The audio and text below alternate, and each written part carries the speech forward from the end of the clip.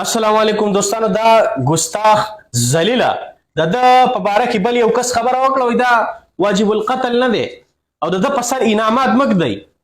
دا ګستاخ دی او زمونږ سرونه په خوږ پیغمبر محمد رسول الله صلی الله علیه وسلم باندې قربان دي، زمونږ ځانونه قربان دي، زمونږ سرونه قربان دي په نبی علیه الصلاة والسلام باندې. خو دا ګستاخ، دا کوم ګستاخ چې دی برمل دی که څه نامې ده، که دا چا مردار کو، زه یو غریب سړی یم، 1,00,000 روپۍ دا به زه هغه سړي ته په انعام کې ورکومه. زه یو غریب سړی یم خو 1,00,000 روپۍ زه به د خپل دا رومیال به خرڅومه، زه به د خپل چشمې خرڅوم، زه به د خپل بدن هر څیز خرڅوم، زه به تر دې پورې چې زه به ګرده خرڅومه او هغه سړي ته به زه 1,00,000 روپۍ پوره کومه. که دا مردار، دا زندیق دا چا مردار کو او شاباس کما د سایډ نه 2,00,000 روپۍ بوله زه ورکومه.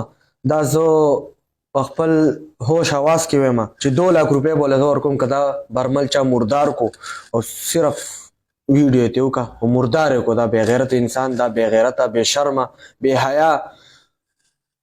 مونږ په دنیا کې سره ژوند کوو مړه چې زما سر په خوږ پیغمبر صلی الله علیه وسلم قربان نشي، زما مال په قربان نشي، زما جان په قربان نشي. مړه په داسې ژوند څه کې، په داسې ژوند کې مې امتیازي کړي دي چې د نبی علیه الصلاة والسلام د ناموس لپاره قربان نشي. هغه آقا دو جهان صلی الله علیه وسلم د قیامت په ورځ به زما او ستا په غم کې جاړي، یا امت به کوي، زما امت او امت دومره نشي کولی چې یو برملګی را پیدا کی، دا سړی را پیدا کی مردار کی. دا ګستاخ. نو زه علی الاعلان ویمه دا سړی که چرته می او د دې حمایت کوونکي چې څوک یې حمایت کوي هغه هم پرې نه دی، چې څوک د ده په حمایت کې ویډیو جوړوي چې یاره د په سر انعامات مګ دی، دا ګستاخ دی.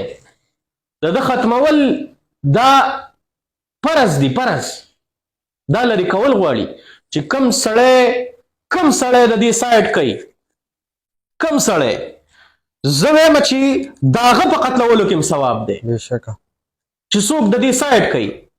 څوک وایي چې دا د ده په سر انعامات مګ دی، د هغه قتل عام هم چې کوم دی واجب دی، قتل یې کوي. مړه موږ دنیا کې بیا ژوند څه کوو؟ په داسې ژوند به بیا څه وکړي؟